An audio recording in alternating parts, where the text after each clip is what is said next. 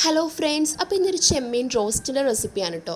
അതിനായിട്ട് ഞാനൊരു പാൻ അടുപ്പത്ത് വെച്ചിട്ടുണ്ട്. അതിലേക്ക് വെളിച്ചെണ്ണ ഒഴിച്ചിട്ട് ചെമ്മീൻ ഫ്രൈ ചെയ്യുന്നുണ്ട്. അപ്പോൾ ചെമ്മീൻ ഫ്രൈ ചെയ്തിട്ടാണ് കേട്ടോ ഞാൻ റോസ്റ്റ് ചെയ്യുന്നത്. ചെമ്മീൻ ഫ്രൈ ചെയ്യാൻ വേണ്ടിയിട്ട് മുളക് പൊടി, മഞ്ഞൾപ്പൊടി, ഉപ്പ് എന്നിവ ഇട്ടിട്ട് നന്നായിട്ട് മിക്സ് ചെയ്തതിന് ശേഷം ഫ്രൈ ചെയ്തെടുക്കണം. ഇനി ഫ്രൈ ചെയ്ത് മാറ്റിയതിന് ശേഷം അതേ വെളിച്ചെണ്ണയിലേക്ക് തന്നെ ഇഞ്ചി വെളുത്തുള്ളി ചതച്ചത് ഇട്ട് കൊടുത്തിട്ടുണ്ട്. നന്നായിട്ടൊന്ന് മൂത്ത് വരുമ്പോഴത്തേനും ഒരു 25 ചെറിയുള്ളി മിക്സിയുടെ ജാറിലിട്ടൊന്ന് ക്രഷ് ചെയ്തതും കൂടി ഇട്ട് കൊടുത്തിട്ടുണ്ട്. ഇനി ഇതിൻ്റെ പച്ചമണമൊക്കെ ഒന്ന് മാറി നല്ലോണം വഴണ്ട് വരുമ്പോഴത്തേനും ഇതിലേക്ക് നമുക്ക് പൊടികൾ ഇട്ട് കൊടുക്കാം. മുളക് പൊടി, മഞ്ഞൾപ്പൊടി, മസാലപ്പൊടി, ഉപ്പ് എന്നിവ ഇട്ട് കൊടുത്ത് നന്നായിട്ടൊന്ന് മിക്സ് ചെയ്യുക. ഇനി ഇതിലേക്ക് 2 തക്കാളിയും കൂടി ചേർത്തിട്ട് നന്നായിട്ട് മിക്സ് ചെയ്യുക. ഇനി തക്കാളിയുടെ വെള്ളവും പിന്നെ ഇതിൻ്റെ പച്ചമണമൊക്കെ ഒന്ന് മാറുമ്പോഴത്തേനും ഇതിലേക്ക് നമ്മൾ ചെമ്മീൻ ഫ്രൈ ചെയ്ത് വെച്ച ചെമ്മീനും കൂടി ഇട്ട് കൊടുക്കുന്നുണ്ട് കേട്ടോ. ഇനി എന്നിട്ട് നന്നായിട്ട് എല്ലാം കൂടെ മിക്സ് ചെയ്യുക.